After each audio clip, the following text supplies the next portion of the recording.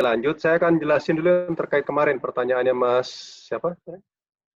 Yang di grup itu? Mas Iqbal. Mas Iqbal ya? Iqbal Ansori ya? Iya, Pak. Halo? Memang kemarin tuh waktu hari Rabu ya, Rabu pekan lalu itu saya ngajar sampai sore. Jadi selama selesai ngajar saya kelupaan untuk balas itu. Jadi baru-baru ingat. Kebetulan minggu-minggu ini saya lagi banyak kerjaan juga. Karena ini biasa kalau bulan Desember itu kami biasa semuanya kejar tayang ya. Oke, saya jelasin sekarang aja ya. Mas, Baik, Pak. yang aja Mas Iqbal ya. Mas Iqbal bisa share ininya? Atau sebentar, saya share screen yang itu aja ya, pertanyaan Mas Iqbal ya. Boleh, Pak. Bentar.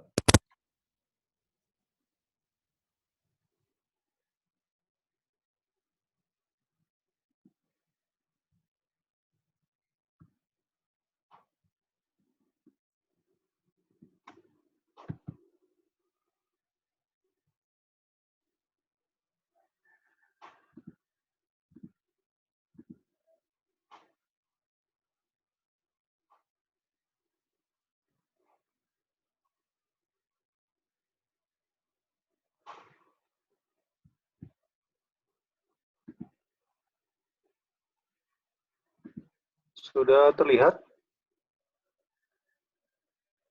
Sudah, Pak. Sudah ya. Jadi ini yang di... Oke.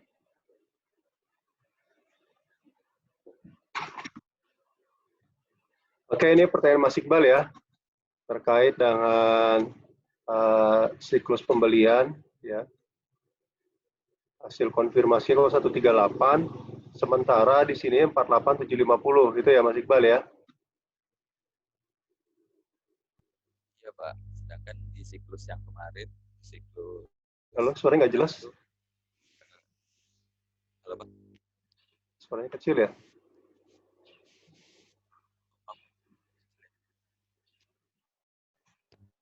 Ya, Mas.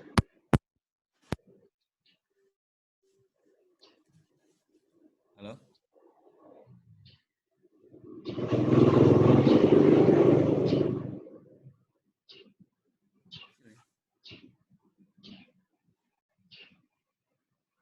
Mas Iqbalnya nih?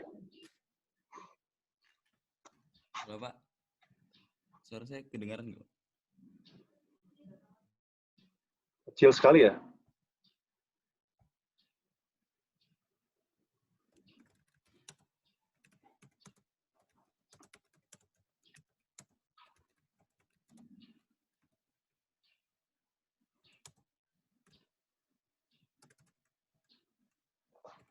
Atau saya langsung jelasin aja ya, ini ya teman-teman ya. Jadi ini kan angka starting point-nya kan dari sini ya, 100. Coba dibuka di buku 3-nya dulu semua deh. Ya, 101 kan ini Mas Iqbal ya. Jadi kursor saya kelihatan ya? Iya, Pak, kelihatan. Kelihatan ya. Berarti kan angka awal ini 101 ya, 101. Nah, kalau baca di buku, itu ada informasi kan?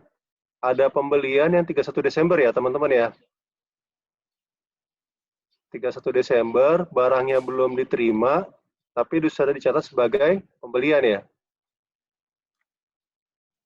Masih ingat? Iya, Pak. Nah, ini, ya kan? Ini kemudian mengurangi dari 101 ya, 48750, seperti itu. Nah, angka hasil konfirmasi kan 138 ya, 138.500 ya, 138.500 seperti ini. Ini kan terdiri dari 101 ini kan, yang 52 itu 101 ditambah dengan yang tadi ya, yang 37,5 ini. Ya. Yang menurut kan 37,5 ini ya, menurut si PT Peta ya sudah dibayar. Masih ingat nggak? Yang kemarin saya tanyakan, 37,5 ini kan sudah dibayar, ya kan? Tetapi karena bayarnya pakai biliet giro belum diterima oleh PT Yuki, ya, atau istilah belum dicairkan oleh PT Yuki, ya. Karena belum dicairkan,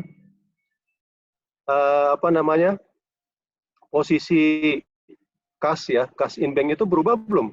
Udah berubah atau belum? Belum, Pak. Belum, ya kan? Karena posisi kas belum berubah, harusnya kan gini. Begitu ini dicairkan, utang usaha berkurang, ya, kas juga kas in bank ya maksudnya ini ya, bukan kas ini. Kas in banknya berubah juga kan, harusnya kan seperti itu. Nah ini akan kelihatan ketika kita rekonsiliasi bank, ya. Teman-teman masih ini kan kita kas pertemuan berapa ya? Kalau pernah buat rekonsiliasi bank kan ya, kalau rekonsiliasi bank itu kan kelihatan tuh ada cek yang outstanding istilahnya seperti itu ya. Jadi cek itu mungkin sudah diterbitkan oleh PT Peta tapi belum dicairkan oleh si yang dituju itu ya. Dalam hal ini misalnya PT Peta udah ngeluarin cek atau biliet giro tapi belum dicairkan PT Yuki ya. Saldo di bank belum didebet ya kan? Saldo di banknya PT Yuki PT Peta belum berkurang sebesar 37.500 ini seperti itu ya. Makanya kemarin saya tanyakan, kalau begini berarti kan sebenarnya ya posisi kalau si PT PT Yuki benar ini ya kan, dia kan menganggap ya pertama itu 52 itu kan sudah dikirim oleh dia ya, tapi yang 37.500 itu belum diterima, belum dicairkan ya per 31 Desember itu Mas ini ya.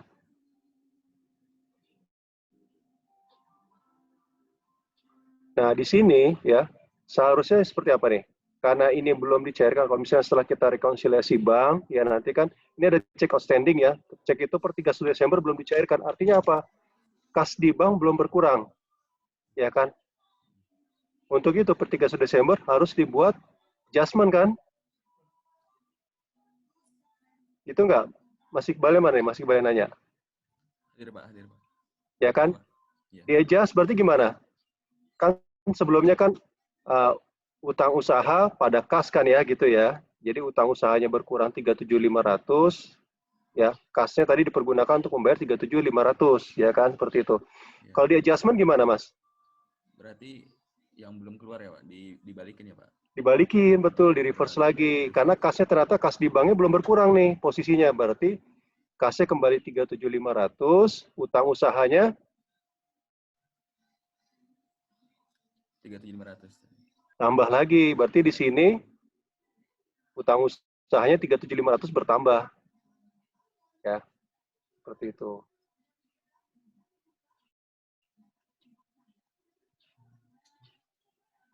Kira-kira teman-teman paham nggak nih? Kalau saya ngejelasin ya nggak ini. Berarti Pak, nanti untuk hasil per auditnya itu udah benar segitu 48750 atau harusnya ini 138500 gitu? Suaranya kecil sekali Mas. Gimana? Untuk per auditnya Pak. Jadi apakah itu udah benar yang dicatat di kertas kerja ini PT Yuki per auditnya 48750 atau yang benar yang tadi setelah ada kredit lagi 37.500 Pak? Iya, bisa ditambah di sini. Ya kan? Karena gini, kita kan melihat posisi per 31 Desember ya. 31 Desember itu kas itu belum berkurang, berarti utang usaha itu belum terbayarkan, seperti itu. Ini masalah nanti bisa kan ini ketahuan setelah kita rekonsiliasi dengan bank. Seperti itu. Ya. Kan ya ini gini aja nih, Mas, teman-teman semua ya. Kita kan ini berlatih auditnya kan berlatih per siklus ya. Ya, sebenarnya kalau audit benerannya kan semua dilihat nih, ya kan? Ketika misalnya kita audit beneran kan siklus kas juga pembayaran kas siklus yang di modul nomor berapa? Nomor 4 ya. Itu juga akan dilihat terkait kas. Sehingga sebenarnya kalau kita melihat secara keseluruhan nanti pasti akan dikoreksi seperti itu.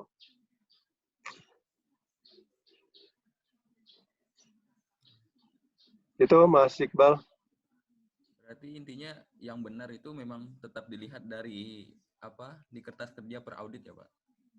Nilai yang yang mana nih? Konfirmasi ini. Kalau ini kan kita isi sesuai dengan ini kan, saldo menurut konfirmasi kan sesuai dengan kertas kerja kita kan. Ini kan rekap aja nih kan ya. Rekap aja bener, udah bener. Kan gini, saldo menurut konfirmasi 186.500 yang sesuai ya kan. Selisih yang dilaporkan 138 ya. Dengan catatan klien bener kan 37.500 kan kita catatan kita 101 tadi ya. Ya. Seperti itu. Ya.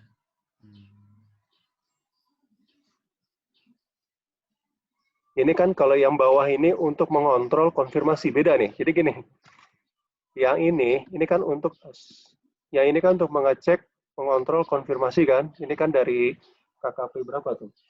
Ya. Tapi ketika masuk kemarin, jadi gini Mas, saya perlu jelasin lagi ya. Tidak serta-merta juga, misalnya hasil konfirmasi kita terima kan, kita harus ngecek lagi dengan data-data lainnya seperti itu. Kayak misalnya masalah pengakuan segala macam, kan harus dicek lagi semuanya. Ya, saya ambil contoh di kemarin juga ada kan di terkait penjualan seperti itu ya kan. Ya, nggak mesti harus kita koreksi kalau ternyata memang kekeliruan itu ternyata bukan di kita gitu seperti itu. Ya, jadi nanti kan gini, hasil konfirmasi itu kan nanti akan dicek di pembukuan kita juga seperti itu. Saya kira paham ya teman-teman ya. Jadi kan gini, kita melakukan, biasanya makanya saya bilang, konfirmasi itu bisa kita lakukan di awal. Kita langsung konfirmasi, ya. Ketika jawaban konfirmasi diterima, tidak serta-merta kita langsung melakukan koreksi kan. Kita cek dulu dengan data-data yang ada di kita, seperti itu. Ya. Kayak misalnya tadi nih, terkait yang 37.500 ya kan, ini sebenarnya ada prosedur terus lanjutannya apa? Kita melakukan rekonsiliasi bank. Untuk memastikan 37.500 ini belum dicairkan oleh PT Yuki gitu. Cuma karena kita ngomongnya per siklus ini nggak kelihatan nih ya, karena kita ngomong siklus pembelian aja kan. Rekonsiliasi bank kan ada di kas ya, terkait dengan pengeluaran kas. Nanti kita akan bahas di pertemuan keberapa tuh di RPS ya, ada terkait kas itu sendiri ya, seperti itu.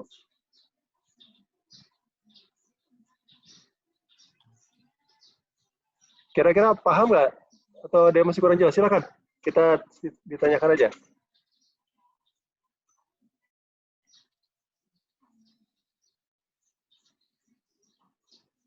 Halo, halo.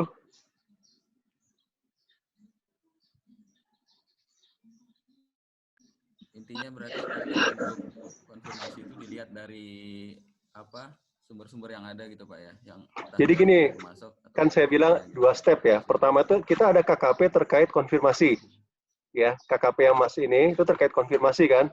Yang hasil konfirmasi yang sesuai berapa, yang selisih berapa itu KKP terkait konfirmasi. Tapi apakah angka itu akan pindah ke setelah hasil audit? Nanti dulu kita cek lagi dengan data-data lainnya, ya kan. Misalnya ini ada selisih 37.500, ya kan. Apa nih? Kita cek dulu melalui rekonsiliasi bank kan, seperti itu. Ya. Jadi intinya tidak serta-merta hasil konfirmasi mengatakan tidak ada, mengatakan selisih itu langsung kita terima, tapi kita cek lagi di pembukuan kita. Dan itu kita lakukan teknik-teknik lainnya. Saya misalnya tadi yang terkait Yuki kan, dia mengatakan ada selisih 37.500 kan, kalau yang 52.500 kan udah jelas ya, itu terkait dengan masalah pengakuan pembelian aja.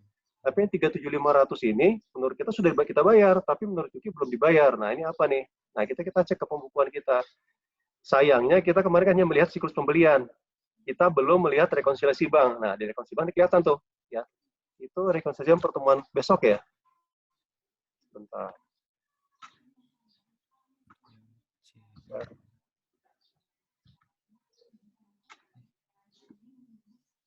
Karena rekonsiliasi bank tuh biasanya sering keluar tuh kalau di ujian.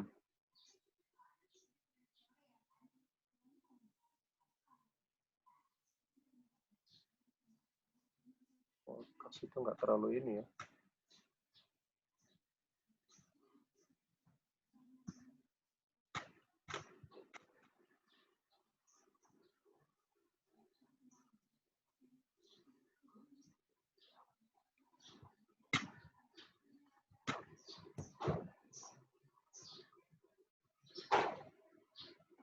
Oke, harusnya masih di pertemuan kemarin ya. Mungkin saya harus jelasin yang terkait modul 4-nya juga di sini. Kalau di buku 3 itu ada modul 4 ya.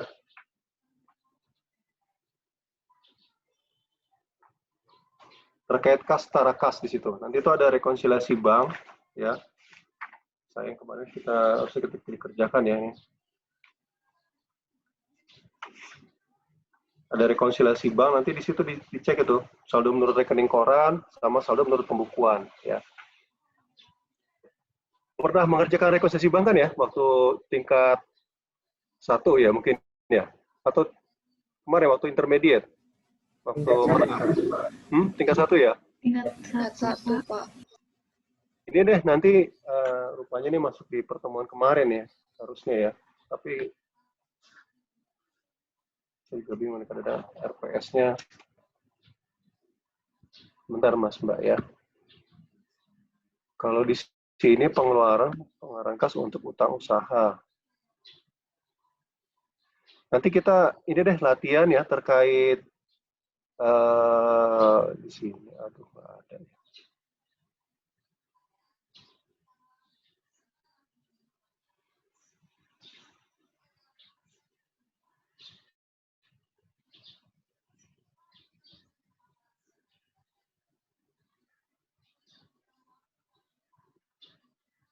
Karena ini tugasnya cuma hanya utang usaha ya.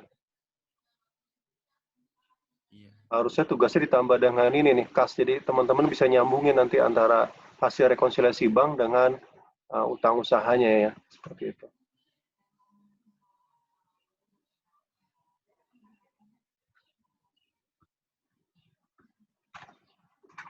Oke, itu ya. Masih ada yang kurang jelas lagi nggak kira-kira? Baik Pak, sepertinya udah lumayan cukup jelas. Udah clear ya? Maksudnya gini, paham nggak?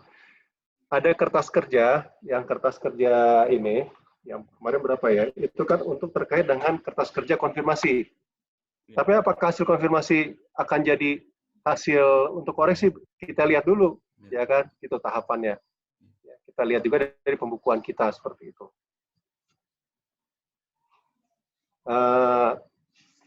Kayak kemarin kan yang penjualan gitu ya kan, penjualan menurut kita sudah melakukan penjualan tapi ternyata si customer-nya belum menerima barangnya seperti itu. Apakah akan dikoreksi? Kita lihat dulu, lihat apanya kira-kira. Ada yang mau komentar nggak? FOB-nya Pak. Syaratnya betul Mas Syafriadi nih. Syaratnya ternyata syarat kita sama syarat si customer beda nih. Kalau kita kan mungkin kalau customer mungkin harus destination ya. Kalau kita mungkin shipment, asal dikirim udah kita akui sebagai penjualan seperti itu. Nah, kita lihat lagi treatment kita seperti apa, seperti itu. Itu contohnya. Tapi kalau hasil rekapnya yang muncul, ya kan, rekap selisih itu harus dimunculkan tetap. Karena apa? Itu kertas kerja kita. Ya. Yang selisih siapa aja seperti itu. Tapi apakah nanti akan langsung menjadi koreksi hasil audit belum tentu. Ya. Itu kunci utamanya tuh, ya. Saya juga pengalaman beberapa kali kalau audit itu apakah konfirmasi langsung kita jadikan dasar untuk koreksi? Belum tentu. Ya, kita cek lagi pembukuannya segala macam. Kami yang paling sering itu konfirmasikan ke bank terutama ya, kemudian juga kepada kalau kita bisa terkait dengan pengadaan ya, pengadaan kita ke vendor, berapa sih yang dikirim barangnya segala macam. Kalau ada selisih apakah langsung jadi temuan? Enggak, belum tentu. Ya, kita cek dulu. Tadi Mas Afridi bilang, syaratnya dulu kita lihat nih. Ternyata syarat si penjual sama pembeli beda gitu kan. Ya, dalam pengakuan ya, pengakuan penjualan maupun pengakuan pembelian seperti itu contohnya. Kira-kira paham nggak teman-teman ya? Atau ada masih kurang jelas? Mas Iqbal yang nanya nih, Mas Iqbal ya? Iya Pak, Insya Allah Pak. Udah clear ya? Insya Allah clear. Ya, mudah-mudahan. Kalau ada yang kurang jelas silakan tanyakan ya. Ini mohon maaf, saya tuh generasi kolonial. Saya termasuk orang yang kalau ngetik di gadget itu agak lambat. Apalagi kalau ngejelasin kayak gini kan.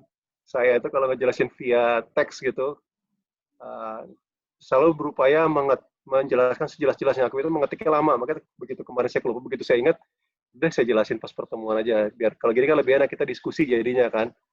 Tapi kalau via teks itu nanti mungkin, kalau teman-teman biasa ya ngetik, kalimatnya nggak sempurna pun udah bisa dipahami. Kalau saya dibuat gitu mungkin nggak paham. Mohon maaf, saya generasi kolonial. Itu ya. Jadi kalau ada pertanyaan, ya tadi, nggak apa-apa lihat WA, nanti kita bahas di pertemuan seperti ini aja. Ya, biar lebih clear gitu. Bisa saling diskusi, segala macam. Silakan ya, feel free aja, bebas aja, mau nanya di WAG atau di sekarang, mau nanya silakan.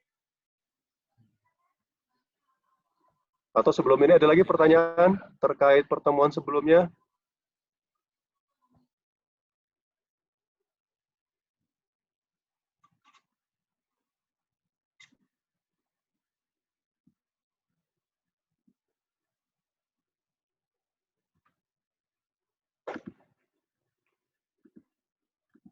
Kalau nggak ada, saya mulai aja ya. Mungkin kita nanti seperti biasa. Saya akan sampaikan materi, habis itu nanti ada presentasi dari kelompok berapa, Mas Ulum, hari ini? Kelompok 1, Pak. Kelompok 1 ya. Monggo nanti kelompok 1 presentasi ya, terkait dengan tugas kita ya, terkait beban dibayar di muka sama perlengkapan kantor ya, seperti itu. Tapi sebelum saya akan sampaikan materi dulu terkait dengan akuisisi ya.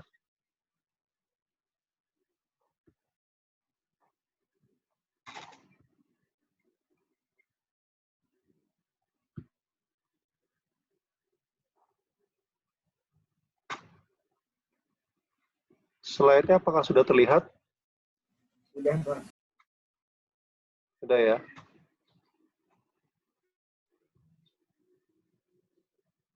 Bentar Mas, sebelum saya kadang sering lupa. Saya capture dulu untuk ini ya, isi portal.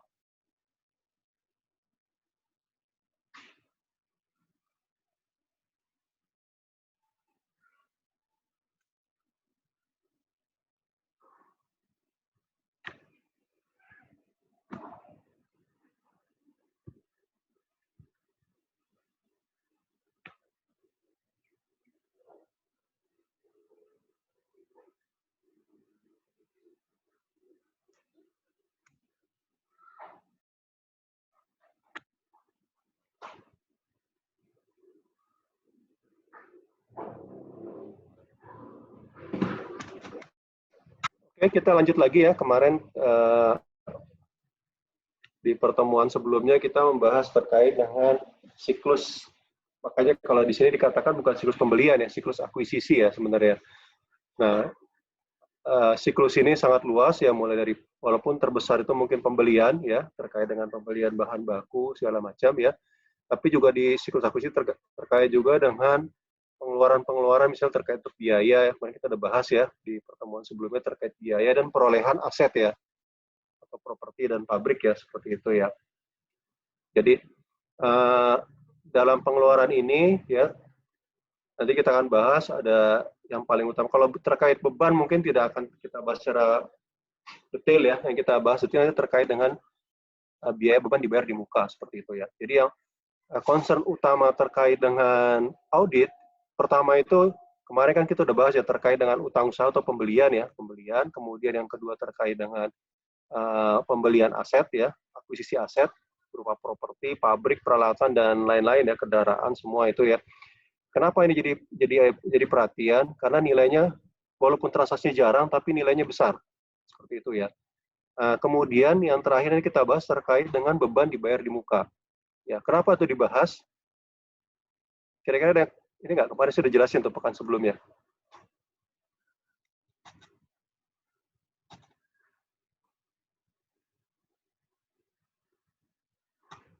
Ada yang mau komen? Ada yang masih ingat kenapa itu penting beban dibayar di muka?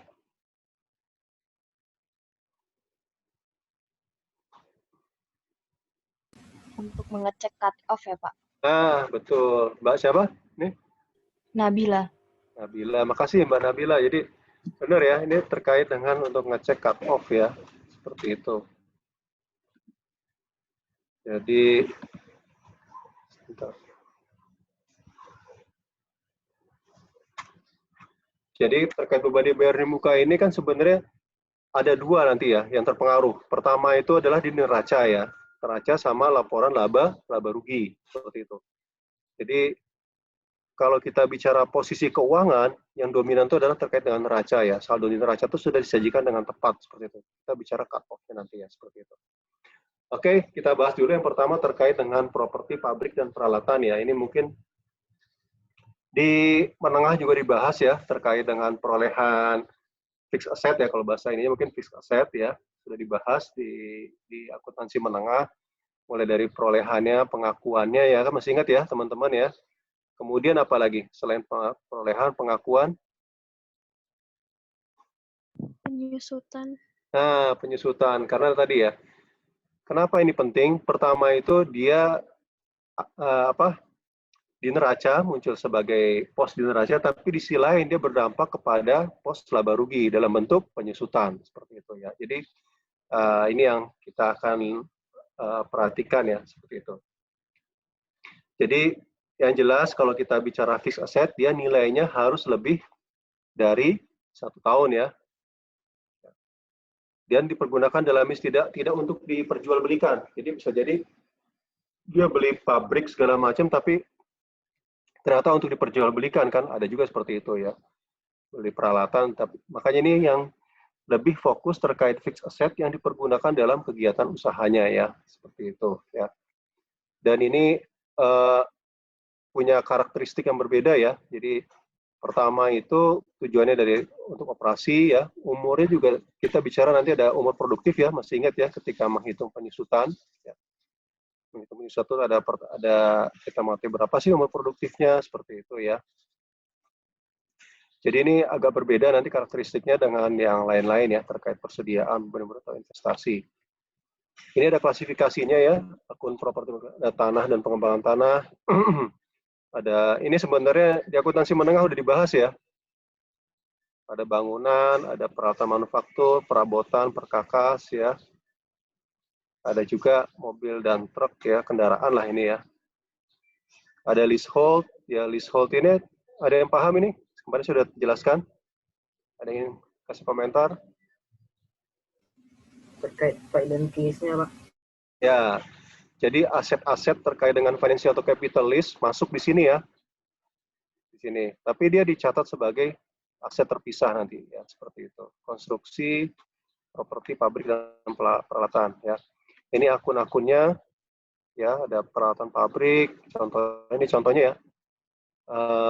Pasti ada nanti kalau tadi sudah disampaikan ya, ada terkait dengan penyusutan ya. Penyusutan ini ya, penyusutan itu akan beban penyusutan, dia akan lari ke laporan laba rugi seperti itu ya.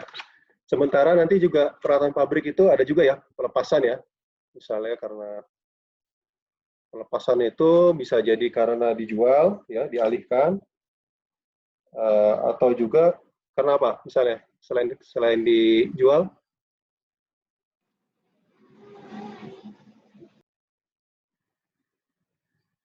ada yang komen? Sudah tidak dipakai, Pak. Ya, rusak atau sudah tidak dapat dipergunakan lagi, itu dilepas ya. Iya, Pak. Tapi kalau terkait, ini salah ketiknya, terkait pelepasan ini, ya kan, nanti kan ada 2 hal, misalnya dijual sebagai scrap atau dijual sebagai aset itu sendiri. Kalau sudah rusak sebagai scrap, pasti ada laba rugi, ya kan? Kan nggak mungkin misalnya gini, perusahaan punya kendaraan gitu ya, punya kendaraan udah rusak, didiemin aja di pabrik. Ya. Minimal, walaupun kendaraan itu misalnya bisa dijual sebagai apa? Sebagai besi bekas gitu ya, tetap aja ada nilainya, value-nya. Makanya ketika kita bicara pelepasan, baik itu dijual atau nanti selalu akan ada laba rugi pelepasan ya. Kalau udah rusak, ternyata rusak itu sudah melewati masa produktif, ya dijual pasti tinggal labanya aja, seperti itu ya. Tapi kalau dia dilepas dalam masa produktif, nanti kita perhitungan. Masih ingat kan ya perhitungannya? Ini di akuntansi menengah pasti ada nih, ya kan? Terkait penjualan, pelepasan aset ya. Pengakuan laba atau ruginya, masih ingat ya? Insya Allah masih, Pak. Masih ya. Jadi kan nanti kan tinggal di reverse saja kan? Terkait dengan penyusutannya, akumulasi penyusutan, terus nilai bukunya berapa ya kan? Nanti diakui laba atau ruginya dari harga jualnya, seperti itu. Oke, nah ini ada terkait beberapa hal yang perlu kita perhatikan ya, terkait audit properti, pabrik, dan peralatan ya. Tadi saya sudah sampaikan ya kan, transaksi akuisisinya, perolehan itu sedikit biasanya dalam setahun ya. Beda kalau misalnya kita tadi, kayak yang kita bahas kemarin terkait pembelian bahan baku misalnya ya, itu kan banyak sekali transaksinya, atau terkait beban ya, banyak. Tapi kalau terkait dengan properti pabrik, sedikit transaksi, tapi nilainya material, nilainya besar, ya kan, dan dipergunakan atau dicatat dalam pembukuan itu kan selama beberapa tahun, ya. Jadi kalau ibaratnya gini, kalau dari awal sudah salah mencatat, dampaknya gimana tuh? Akan kebawa terus beberapa tahun ke depan, ya. Beda kalau misalnya tadi, kalau kita beli bahan baku salah dicatat gitu ya kan, ya mungkin dampaknya pertama nilainya nggak terlalu material, kedua juga dampaknya hanya ketika perhitungan apa? Harga pokok penjualan, ya. Tapi kalau aset salah dicatat itu dampaknya bertahun-tahun ke depan, ya seperti itu. Ya, dampaknya tidak hanya di neraca, tapi juga ke laporan laba rugi. Jadi itulah yang menyebabkan audit ini menjadi salah satu hal yang harus dilakukan verifikasi atau review oleh auditor ya, langsung harus diaudit ya, item harus dilakukan audit. Nah, ini beberapa pengujian ya, beberapa kategori pengujian yang dilakukan terkait dengan properti pabrikan peralatan ini. Ya, pertama itu ada prosedur analitis ya. Dan pengalaman saya ini yang paling penting nih, Mas Mbak sekalian ya, prosedur analitis ya. Kenapa? Karena gini, yang namanya fixed asset itu ada biaya-biaya terkaitnya. Apa aja? Kalau tadi kan sudah jelasin ada biaya penyusutan, yang lainnya apa lagi? Biaya pemasangannya, Pak. Biaya pemasangan, bagus. Satu lagi, apa lagi? Kalau ketika pertama kali ya. Pengiriman. Pengiriman mungkin, yang lainnya kira-kira apa lagi? Kalau sudah berapa tahun kira-kira harus di apa tuh? Pemeliharaan, Pak. Pemeliharaan, betul, ya kan. Terus apa lagi?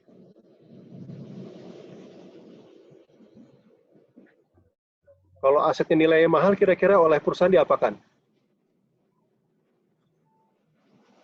Direvaluasi. Supaya misalnya dia takut kalau asetnya rusak atau kalau kendaraan takut hilang, itu diapakan? Asuransi, Pak. Ya, betul ya.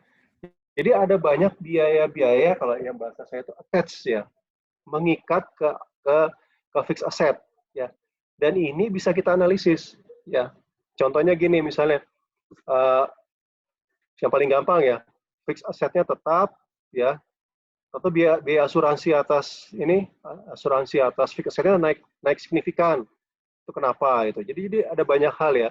Kemudian biaya pemeliharaan misalnya, ya kan, biaya pemeliharaannya tinggi sekali ya kan, seperti itu. Nanti biaya pemeliharaan yang sangat tinggi itu pengaruh ke apa juga? Masih ingat ya yang pernah saya sampaikan? Misalnya ada aset terhadap biaya pemeliharaannya itu sampai di atas 50%-nya. Kapitalisasi. Nah, betul, dikapitalisir ya. Dia akan menambah umur produktifnya seperti itu. Jadi ada banyak hal yang bisa kita analisis terkait tadi. Ketika melakukan audit ini tidak hanya fokus kepada akun-akun terkait fixed asset-nya, tapi juga akun-akun lain. Makanya di sini kenapa prosedur analisis ditaruh nomor pertama itu karena itu, ya kan. Kita bisa ngecek nih. Kok yang paling gampang malah gini, kalau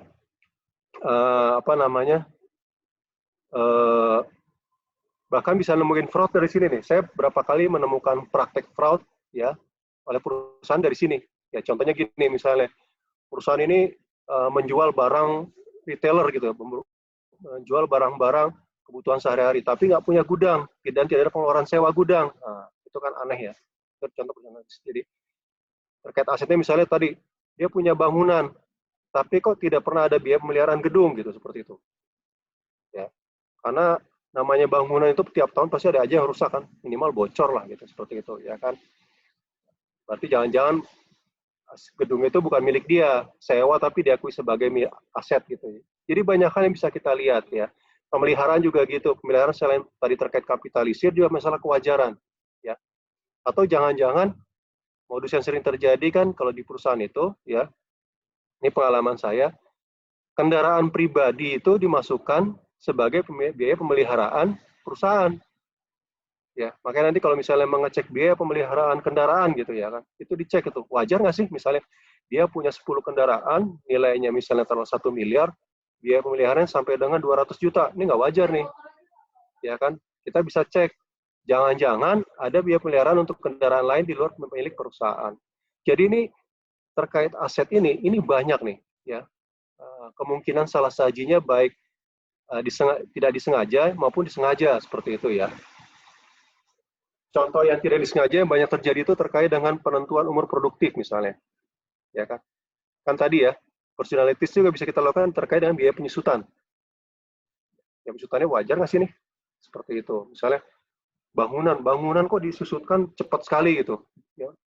Biaya penyusutannya besar, ya kan? Itu walaupun sebenarnya diserahkan kepada perusahaan, tapi kan wajar atau tidak? Kita lihat lagi standar akuntansinya kan, seperti itu. Mesti ingat ya. Oke, nomor 2 itu terkait ini pelepasan ya, pembelian ya, akuisisi tahun berjalan. Kemudian yang ketiga itu pelepasan. Ya, tadi kalau akuisisi mungkin tadi ya, yang diperhatikan kan biaya perolehannya, ya kan. Selain biaya perolehan, apalagi? Yang paling penting adalah umur produktif. Ya. Ini memang banyak kan judgement ya, tapi dari pabrikan juga sudah memberikan data misalnya. Misalnya mesin pabrik gitu, mereka akan bilang mesin pabrik ini bisa dipergunakan selama 10.000 jam seperti itu. Nah itu tinggal dibagi tuh, ya kan. Kalau mau menambah umurnya harus di overhaul gitu, harus direparasi besar-besaran seperti itu. Selalu ada seperti itu. Jadi itu jadi pegangan, ya kan. Kalau kendaraan lebih mudah lagi, mungkin kalau truk mungkin bisa jadi antara 5 sampai 10 tahun ya kan seperti itu. Itu yang paling utama, verifikasi akuisisinya. Yang jelas kalau bicara pembelian pasti kan apa aja yang kita perhatikan. Kalau bicara pembelian, dimulai dari apa? Yang pengendaliannya ada dokumentasi, ada apa lagi? Otorisasi, Pak. Otorisasi, Pak. Ada supervisi. Ya, jadi diingat terus ya, 5 ini control activity ya. Itu jadi pegangan tuh, kemarin juga waktu ujian sebenarnya jadi pegangan utama ya, tapi kemarin ujian nggak terlalu detail sih. Oke ya, kemudian yang ketiga, pelepasan atau pembuangan. Nah, saya bilang tadi kan, pelepasan itu dijual ya. Pembuangan, walaupun pembuangan ini sebenarnya jarang ya, kalau di Indonesia kan, kalau di luar negeri, ya, di luar negeri itu misalnya kendaraan yang tidak bisa digunakan itu dibuang. Kalau di kita, itu masih bisa, kendaraan sudah rusak berat gitu ya, itu bisa dijual sebagai besi bekas gitu. Jadi sebenarnya ini konteksnya di luar negeri. Di luar negeri kan pernah nonton film ya, mobil-mobil yang dihancurkan itu ya. Itu sebenarnya si salvage yard ya, si pengelola rongsokan itu dia tidak beli. Ya. Dia nggak mau beli, dia cuma melakukan jasa ini aja, dihancurin mobilnya semua. Kalau nonton di film sering kan mobil dihancurkan gitu ya. Itu di luar negeri, tapi kalau di kita itu masih banyak yang nampung besi bekas gitu ya, nanti ditampung ya. Ya walaupun misalnya sudah ada nilai kendaraannya, tinggal bisa dijual, dikiloin ya istilah kita ya. Di sisi lain ada pelepasan ya, pelepasan itu tadi ya, pelepasan itu di aset tersebut dijual ya. Nah dijual ini tadi ya, saya perlu ulang lagi ya. Terakhir nanti setelah 3 hal ini kita memverifikasi saldo akhir akun Aktiva ya. Saldonya sudah benar belum? Tadi kan kita cek dari. Yang jelas saldo akhir itu dipengaruhi oleh apa saja? Ini diulang-ulang terus nih. Ada yang mau komen?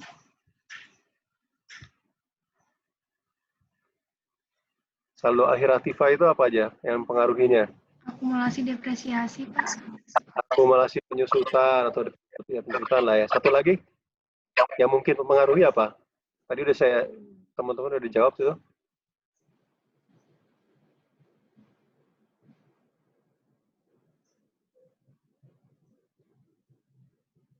Tadi kan ada perbaikan yang nilainya signifikan ya. Ya, kapitalisir tadi ya. Terus, nah baru kelima itu kita nanti verifikasi beban penyusutan ya. Penyusutan tuh ini yang paling penting nih ya. Biasanya sering ada pertanyaan terkait penyusutan. Tapi nggak gampang kalau tapi kan waktu akuntansi menengah udah didapatkan ya dari Aktiva ini ya. Biasanya pertanyaannya terkait dengan setelah 3 tahun kemudian ada overhaul atau reparasi besar-besaran sehingga menambah usia produktif menjadi 8 tahun, berapa penyusutan seperti itu. Sering ada soal seperti itu ya. Jadi ini perlu diperhatikan. Misalnya tadi ya beban penyusutan itu pertama kita lihat apa masa produktif asetnya, ya kan. Terus yang kedua tadi ada nggak misalnya reparasi besar yang menambah usia produktif aset, ya seperti itu. Ya. Kemudian kalaupun misalnya nanti dipergunakan sampai dengan akhir usia produktif, ada nggak salvage value? Masih ingat nggak tuh? Salvage value-nya? Nilai sisa. Nilai apa? Nilai sisa. Nilai sisa, nilai Ya. residu. Betul, atau nilai residunya ya.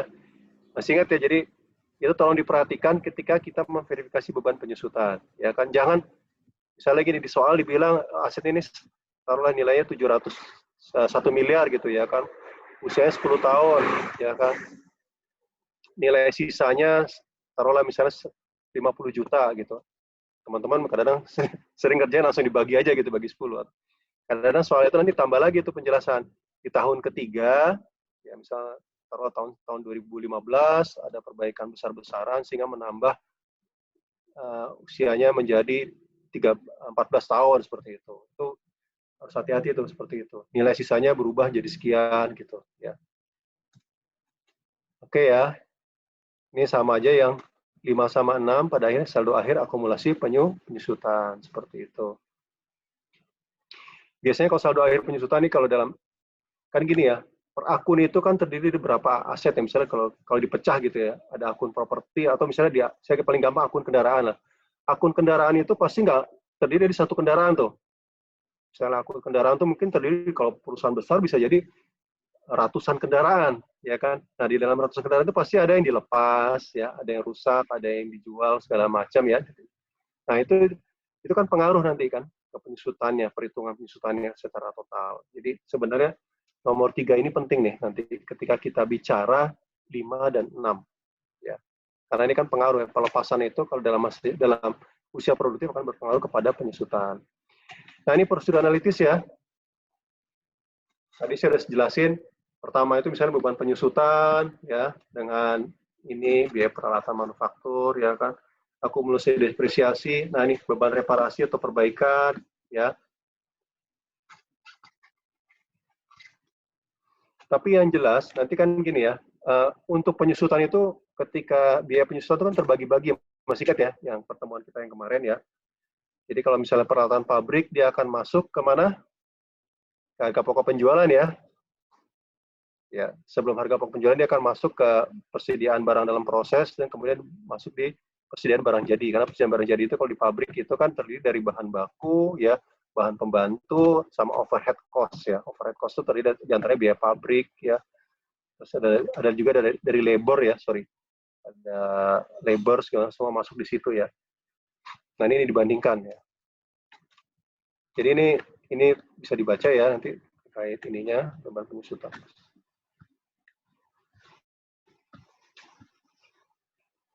Ini ada yang sudah dilakukan terkait verifikasi akun tahun berjalan ya. Dilihat penambahannya berapa, kemudian juga. Nah ini masih diingat ya. Terkait tujuan audit saldo ya. Selalu nih, kalau kita nanti bicara terus pertemuan ke depan, kita akan selalu bicara balance related audit objektif ya kan. Kalau dia transaksi ada transaction related audit objektif. Jadi jangan sampai lupa nih ya terkait saldo ini ada eksistensi. Yang jelas kan kalau kita bicara fixed asset ya, yang paling penting itu adalah terkait apa? Ini ya keberadaan ya, eksistensi ya. Makanya ketika kita bicara eksistensi, prosedur apa yang bisa dilakukan? Observasi. Prosedur audit apa yang dilakukan terkait eksistensi? Kalau di aset atau fixed asset?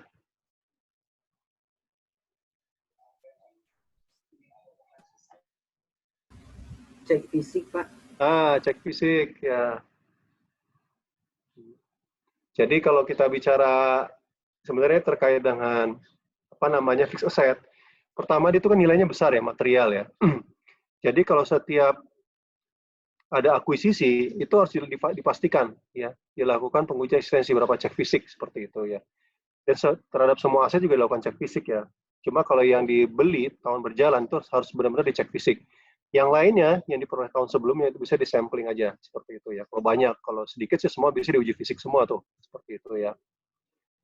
Kenapa? Karena ini nilainya material ya. Apalagi di situ nanti kan pengaruh juga ya, pertama di neraca nilainya material, juga akan pengaruh ke laba rugi dalam bentuk penyusutan ya. Kalau dia pabrik, ya pengaruh juga kepada harga pokok penjualan terkait dengan persediaan barang jadi seperti itu ya. Nah ini nanti seperti biasa ya, pengujiannya tuh bisa sampel juga ya, tapi tergantung salah saja yang mau dapat toleransi ya, risiko dan risiko pengendalian. Saya ambil contoh gini ya, terkait dengan eksistensi ini ya. Kalau di perusahaan-perusahaan tambang yang besar, ya, ketika mereka beli peralatan, misalnya mereka beli truk yang besar, pernah lihat nggak? Truk di tambang itu yang besar sekali, atau ekskavator yang besar sekali. Itu dari pabriknya, itu sudah ada, di dalam truk itu, sudah ada GPS-nya. Ya. Dan itu nggak bisa dicabut itu. Kalau dicabut, mesinnya nggak nyala, nggak bisa jalan lagi. Yang canggih nih, saya kemarin diceritakan oleh teman yang melakukan audit di perusahaan tambang. Jadi, sebenarnya terkait sistem itu ya tinggal sampel aja. Risikonya berarti apa? Tinggi atau rendah tuh? Risiko pertama barang itu kan saking besarnya sulit tuh diperjualbelikan. Risikonya rendah sekali tuh. Ya. Ada GPS-nya lagi ya kan. Dan sekarang ini hampir semua pabrik perusahaan-perusahaan ya sudah menerapkan menanam GPS di kendaraannya karena murah. Ya, kalau bisa di googling tuh, kalau mau iseng ke temannya, mau tahu temannya kemana aja bisa dibeli. Harganya cuma 50 sampai 100 ribu kok, ditempel di motor atau di mobil bisa. Ya, kalau pengen tahu. Ya, itu dijual bebas tuh kalau mau beli. Tinggal di Bukalapak sama ini aja, Tokped. Di Tokped sih biasanya yang banyak ya ininya. Peralatan surveillance. Ya, jadi ini sebenarnya sekarang dengan perkembangan teknologi udah lebih ini lagi ya. Contohnya terkait bangunan, sekarang udah bisa pakai Google kan, Google View, ya, Google Satelit, ya, kita bisa tahu bangunan itu ada atau enggak ya, seperti itu. Kemudian salah satu dapat toleransi, nah ini biasa terkait dengan konsep materialitas ya, seperti itu. Kalau ini kan, masih kan nggak kita bicara materialitas di sebelum UTS ya, biasanya kita ambil dari persentase dari nilai total, nilai di neraca ya, apakah material atau tidak, seperti itu. Oke, ini terkait terus verifikasi pelepasan berjalan. Nah ini ya. Jadi verifikasi ini penting ya. Pertama ini yang paling penting nih ya kan. Jadi kadang-kadang kan ada perusahaan beli, terutama di pabrik nih ya. Kalau di pabrik itu kan seperti ban berjalan ya. Kalau teman-teman sering lihat di TV di film segala macam, pabrik itu ban berjalan, seperti ban berjalan jalan semua. Jadi kalau satu mesin diganti, artinya apa? Ya, mesin itu nggak mungkin dipakai lagi, ya seperti itu. Jadi makanya ketika kita ada aktiva yang baru diakuisisi, ada nggak aktiva lain yang digantikan? Beda dengan kendaraan. Kendaraan itu ya tambah kendaraannya tidak akan ini, kendaraan yang lama tetap bisa dipergunakan. Tapi kalau dalam mesin pabrik, ya terutama yang sistemnya ban berjalan itu, satu mesin diganti, ada mesin baru pasti akan menggantikan mesin yang lama. Mesin yang lama itu pasti akan dilepas, seperti itu. Ya. Mau dipakai juga nggak bisa karena dia ban berjalan ya. Mau nggak mau pasti dijual seperti itu. Nah terus kemudian kalau dijual kita analisis ada nggak keuntungan atau kerugiannya, ya. Atau ada pendapatan lain-lain dari pelepasan aktiva ya. Ini bukan rupa-rupa nih, lain-lain harusnya. Ya. Ada income, ya. Terus juga ini ya kan ada nggak modifikasi pabrik ya, perubahan lini ya. Misalnya pabrik itu mengubah teknologinya ya seperti itu. Saya ambil contoh di Indonesia, di beberapa negara kan sudah beralih ke robot gitu ya kan teknologinya. Sebelumnya pakai manusia diganti dengan robot. Berarti peralatan yang pakai manusia kan nggak bisa dipakai tuh ya kan. Nah, itu bagaimana ya terkait dengan penghapusannya. Nah, tidak sekadar dihapus kan, begitu dia dihapus ya atau dilepas, itu kan ada terkait dengan asuransi juga. Ya. Ada juga terkait pajak, kalau dia properti, ada pajak propertinya, ya PBB-nya kalau dijual misalnya seperti itu ya. Tanya jawab ya. Terus ini saldo akhir akun aktiva seperti biasa ya. Ya, fokus utama tuh di sini Kursor saya kelihatan ya? Kelihatan, Pak. Ya. Ini kalau ini sih mungkin nggak terlalu ini ya, kelengkapan ya pasti udah. Karena nilai material agak sulit untuk menyembunyikan ya. Kan nilainya besar sekali. Pasti di pengeluaran kas atau misalnya dia pakai pinjaman itu ya, ambil pinjaman akan terlihat ya. Entah kontra akunnya itu dari kas atau kontra akunnya dari pinjaman ke bank akan terlihat pasti itu ya, seperti itu. Jadi yang paling utama tuh biasanya keberadaannya. Benar nggak barangnya ada seperti itu ya. Ini kalau pinjaman, ini yang kedua nih tadi